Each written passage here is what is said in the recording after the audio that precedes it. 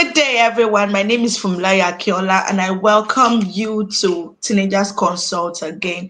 We're starting a new series today called the Demystifying series, and the purpose is to demystify or unravel the myths surrounding some core subjects that secondary school students offer. You know, subjects that they have issues with. So we're going to be demystifying or unraveling all these subjects. We are going to be demystifying mathematics, English, physics, chemistry, biology. Today, we are starting with mathematics. And we have in the studio engineer Abiola Owosibo. She's currently lecturing, but she taught mathematics, in secondary school for close to a decade.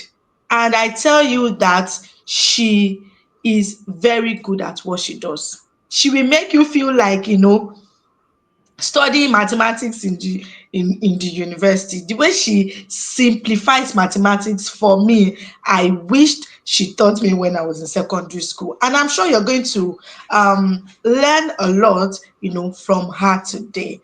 So, Engineer Wosibo, can you say hello to the audience? You're welcome. Hello, everyone. Good day. It's a privilege being here. Thank you for having me. Okay. Thank you so much, Ma. So let us kick the ball rolling.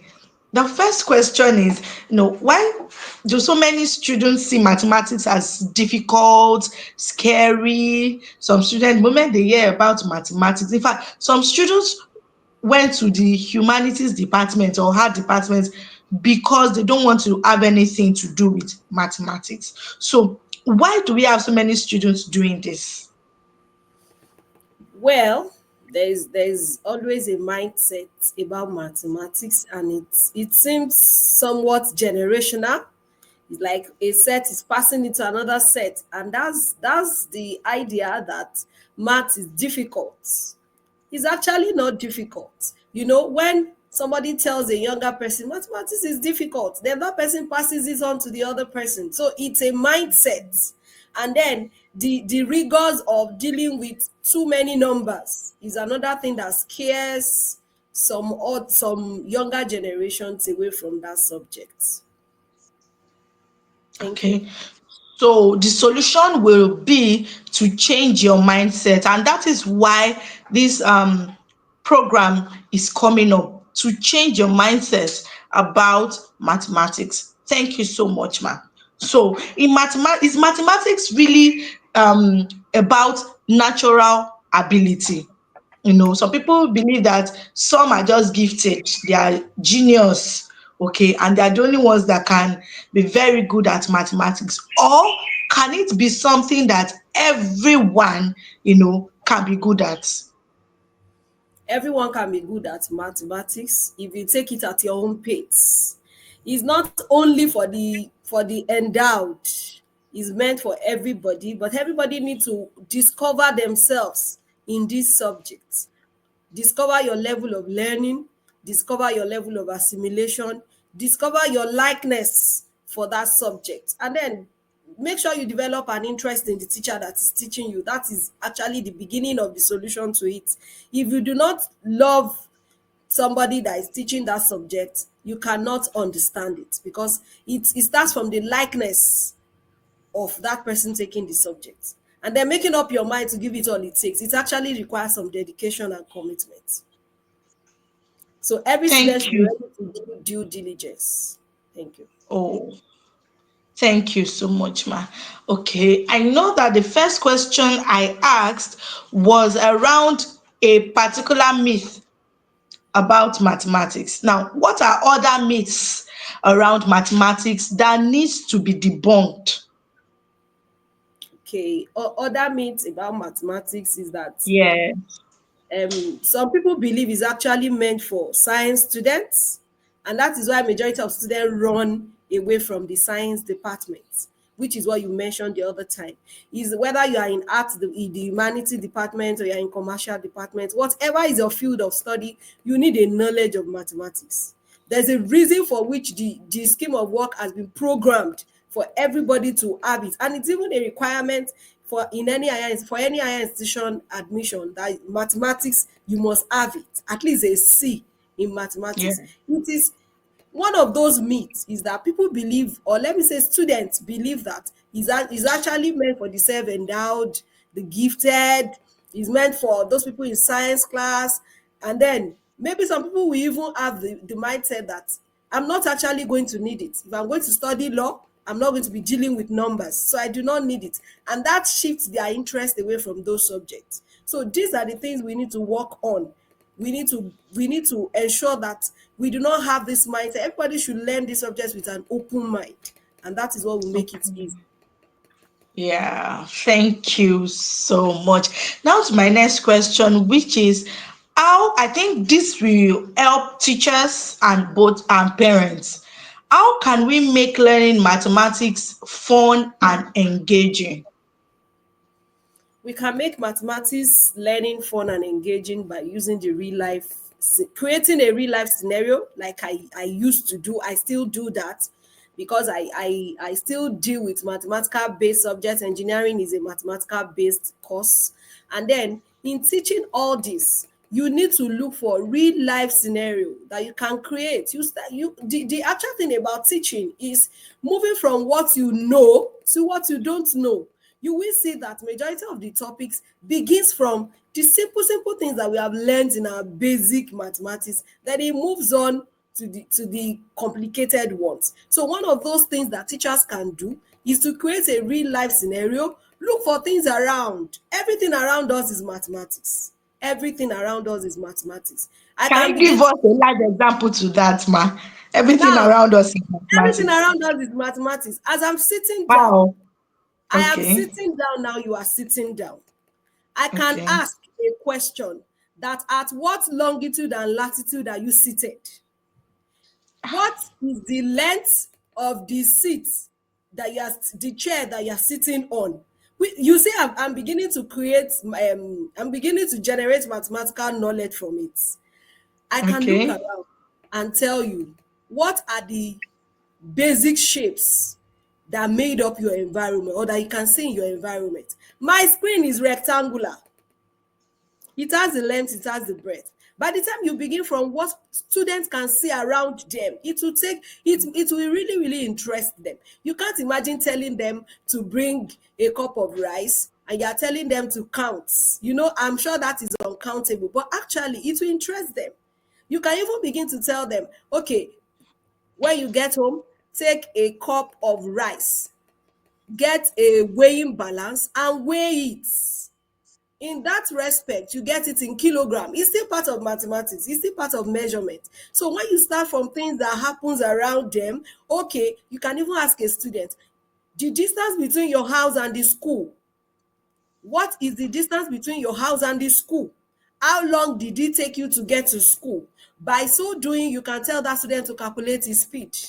At what speed did you get to school this morning? You see, it begins to interest them. When you pick it from things they can see around them, then you can now take it a little step further. And then for every mathematics teacher, our aim is always to simplify it, not to complicate it. I don't think there's any mathematical problem that they will say complicate. Everything is always simplify. Simplify. Yeah. Always to simplify. There is no question in mathematics that will tell you to complicate it. So, but there is always a step, and then those steps is the problem that students have. You follow it a step at a time. You don't rush it. But students want to jump because it's taking their time.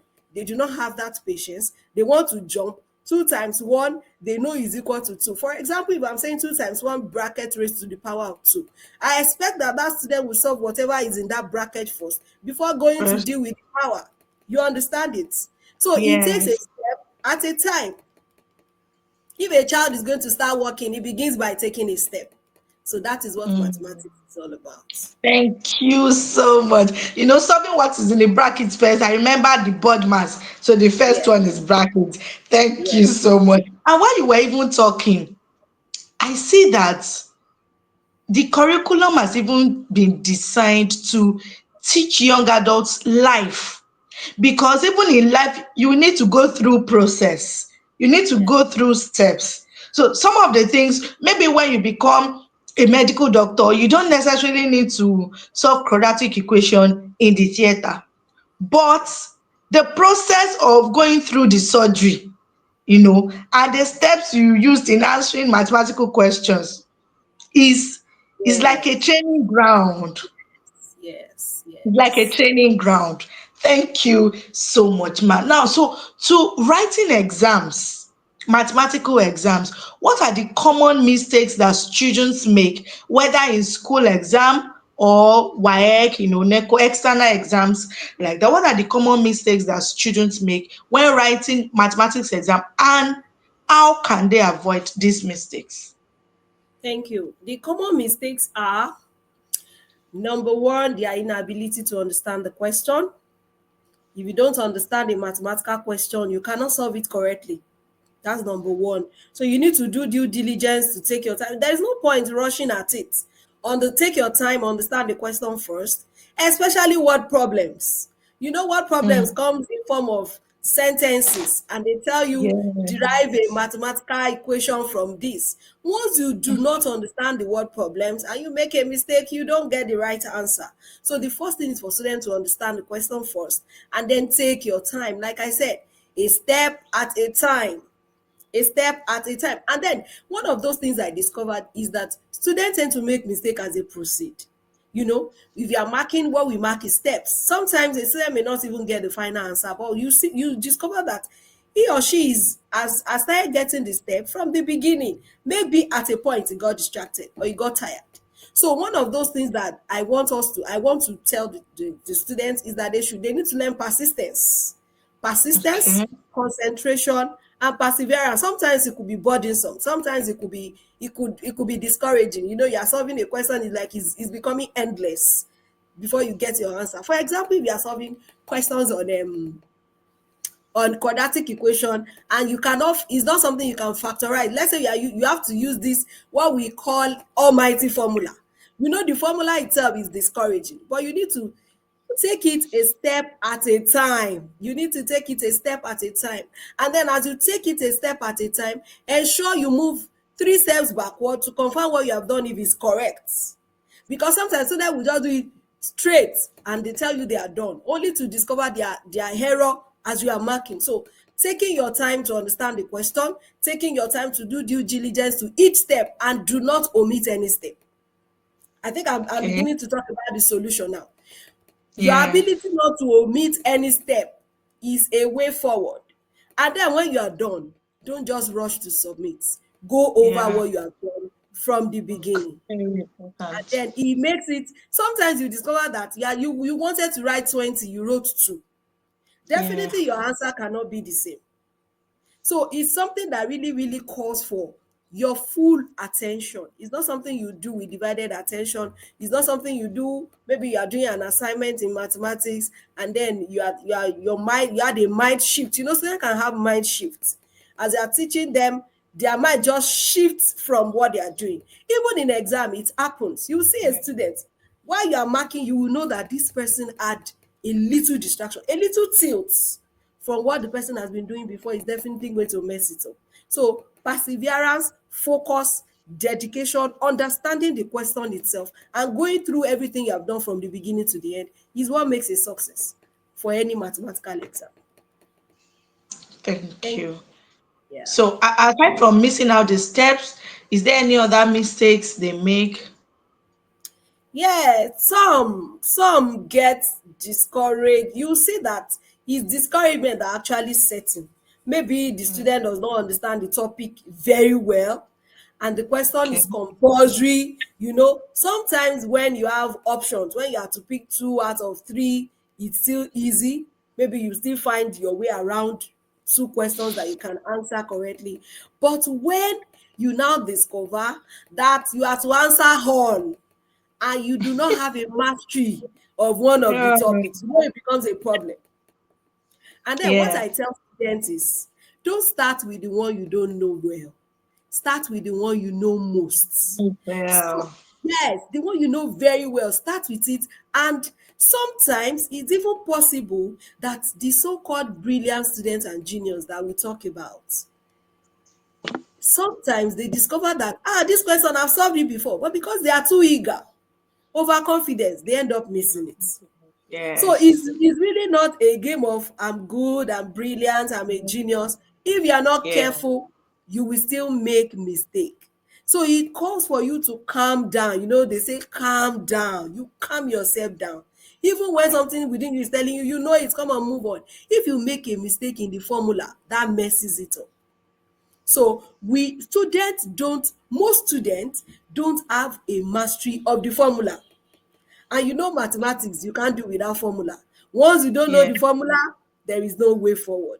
And then if you know the formula, you must be able to define each parameter in the formula. For example, if a square is equal to b square plus c square, you must be able to understand what a stands for, what b stands for, what c stands for. Once you make that mistake, your answer cannot be correct. These are the common errors we discover when marking students' work. Thank you. Wow, thank you. Thank you. And I love the fact that you were infusing real life Yeah. experiences, life questions. A square, B square, it's good at least students to be able to relate. And it's even making me to remember some of those questions. Um, when you talked about bringing in life examples, I remembered when Mr. Dada, my mathematics teacher in SS3, taught us angles of elevation and depression. He took us outside to a tree and he got a ladder, Yeah. on the tree. And sincerely, that scene can never leave my head. Yeah. Why? Because it was something that we can relate to. And we had fun carrying the ladder from where it was meant to be to the tree, returning it, and the like. So, I just want to encourage teachers that let us make this subject fun indeed. Let us make it fun indeed. And dear students, if you put your mind to it, you will see that it is really fun. It's not as difficult as you think it is. And Engineer Abiola already mentioned earlier that you need to change your mindset. It's very, very important. Now let's go to the next question. What are the effective study techniques that you can recommend for students to be able to do better in mathematics? One of the techniques that works very well, that I've practiced over the years and I've used students to practice it and we've gotten results, is the power of repetition. The power of repetition. Whatever you repeat, it gets stuck, it becomes part and parcel of you.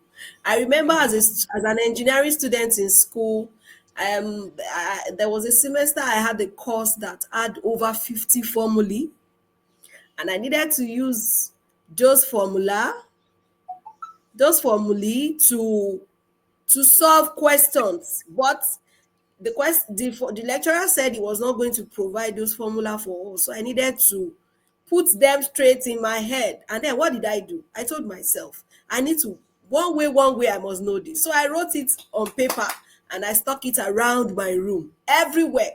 If I turn east, is there, west is there, north, south, every corner in my room, I stuck everywhere with formula. And then it became very, very easy. In fact, even when I'm sleeping, I remember those formula. Students can do that. They can do that. Play around with figures, play around with formulae. And one of those ways to conquer it is not even by cramming, because once you cram and you make a little mistake, you are out of it, and that becomes a bigger problem. So one of those things you can do is solve questions with those Repeated. formulae over and over again. Then another thing students should do is to get acquainted with their textbooks, mathematics textbooks. Don't just use a single textbook. As a mathematics teacher in secondary school, to prepare my lesson notes, I used 5 textbooks, 5 different textbooks on a single topic, because I had in mind that if I can teach students with 5 different textbooks on a single topic, there is no question anywhere they want to bring that they will not be able to solve. So if you are a student and you are reading different textbooks on the same topic, then it becomes easy for you.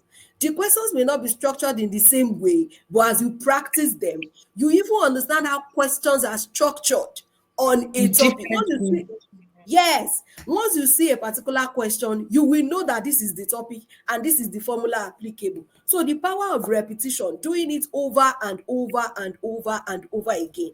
And then one of those research I did as a teacher as a teacher of mathematics in secondary school was that I discovered that students, there's this phobia they have for mathematics. So I told them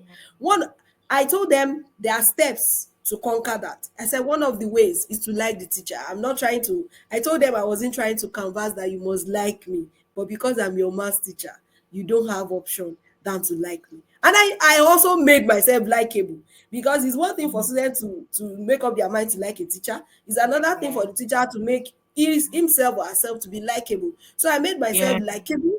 I made myself accessible. I make myself approachable. So they could come Yes. to me, I want this, I want this, I want. Then I told them, after liking your teacher, you should work at least 5 questions per day. Just start it. You don't like that subject, but you want to break it. You want that thing to penetrate into you. Solve 5 questions per day and mark it. If you don't get it correctly, it doesn't mean you are bad.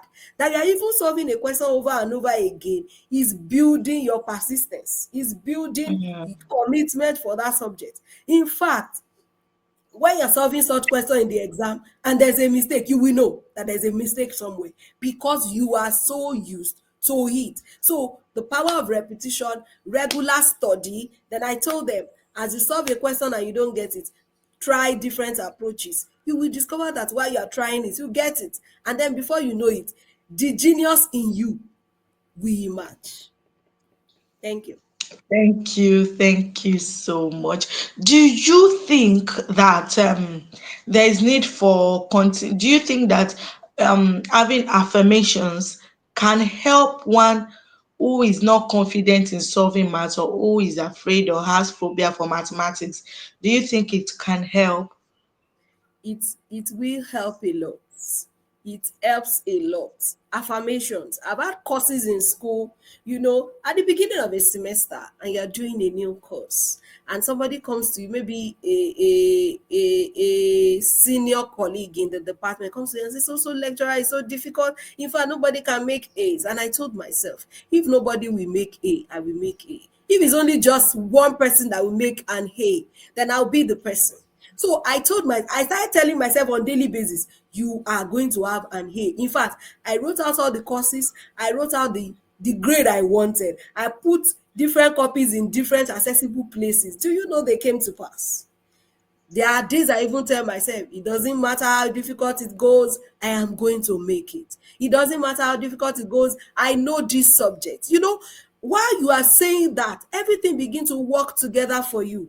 You will just discover that something within you begin to come up. So there's an interest that comes up from within you. There is a power on our tongue. I remember I was to teach a particular topic in a class, an SS2 class, sometimes ago, and I was about teaching, and the student said, mistress, I can't know this topic. That day I didn't like it. I didn't beat her, but I had to take her to my office, and I sat her and I said, even if they bring a professor of mathematics to teach you, once you open your mouth and say you cannot know it, you cannot know it. Even if God comes down to teach you, you cannot know it. So it begins from your heart. It begins from your determination. Whatever you say with your mouth, it may not look like it at the beginning, but it will surely come to pass. So students can wake Yeah. up and say, I know mathematics. Confessing positive, I know mathematics. I understand this stuff. There are topics I will open my mouth and shout and say, hey, you word problems, you mathematical analysis, I know you. It doesn't matter, you green theory. I begin to mention those theories. And before you know it, they will subject themselves. So Yeah. affirmation is good. Affirmation is good. Thank Thank you. you. Thank you so much, man. Okay, so we're wrapping up. What's your advice to parents? How can they help their young adults in this journey of, getting better in mathematics?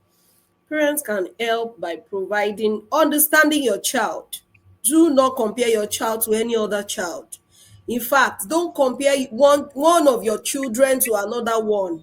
understand the uniqueness of each child, and then help them at their own level. If you need to get a teacher to teach that child, please do. And then ensure that you also encourage them to do personal study.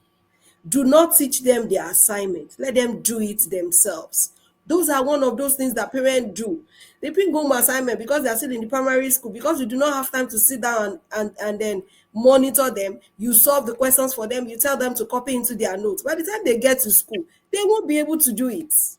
By the time they write exam, they won't be able to do it. Let them solve it, go through it. If there's any mistake they have made, tell them there's an error at so place. Tell them to fix that error. Then that by so doing, you are helping them. Then please, let's stop passing negative influence on them.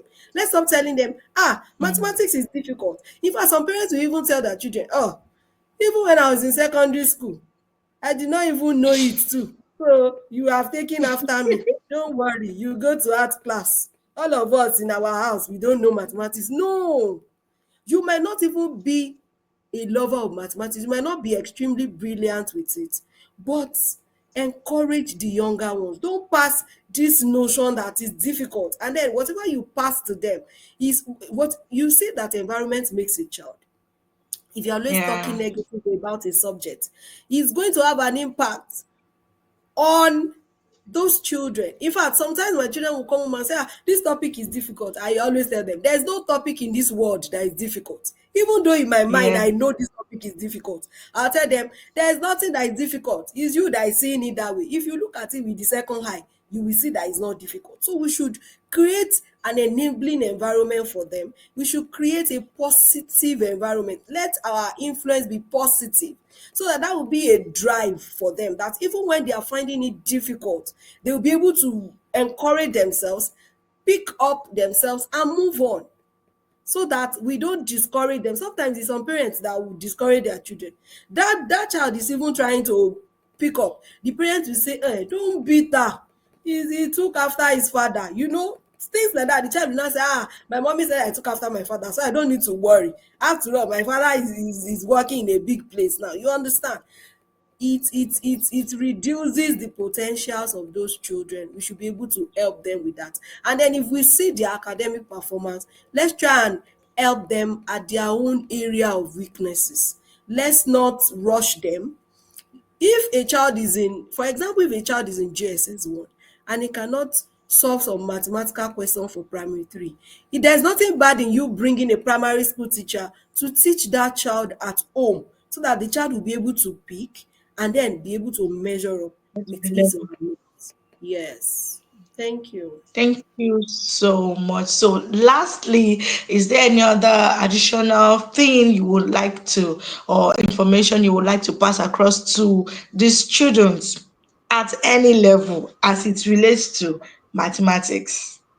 Students at any level, there's nothing that is difficult in mathematics. I tell even my engineering students, I tell them, there is no topic that is difficult. It's just any topic you see that seems difficult is calling for your attention. If you give your attention to it and you do due diligence and you make up your mind that I can know this, I can do all things, there is nothing that is actually difficult. You may need to contact a friend to teach you. You may need to attend tutorial. You may need to do a personal study. In fact, life is even easier now studying. You can go to YouTube, just put the question. You will see videos, classes that will be even explained in a way that looks simpler than what you have actually received in and around you. So there is nothing that is difficult. You can do it. I believe in every child that you can do it. Yeah. There is nothing you cannot become. There is nothing you cannot do. Just give it your attention, your commitment, and your diligence. And then you see yourself flying high. Wow. Thank you. Thank you so much. I believe in you. Engineer Abiola Owosibo believes in you. We believe in every young adult that you can do well in mathematics. You can achieve so much more beyond your fears, beyond those scary feelings that you have, or whatever news you have heard about it being difficult or scary. I'm very sure that this session has unraveled, myths around mathematics. And I want you to look forward to getting more content on unraveling and demystifying other subjects. And I'm sure that at the end of this series, your life will never remain the same. Thank you so much, Engineer Abiola Owosibo. Thank you for spending time with us and joining us in this journey of impact, on the next generation. God bless you. Thank you, all our viewers. Kindly do well to subscribe to our YouTube channel. Do well to also share this to those who need it. God bless you. Thank you.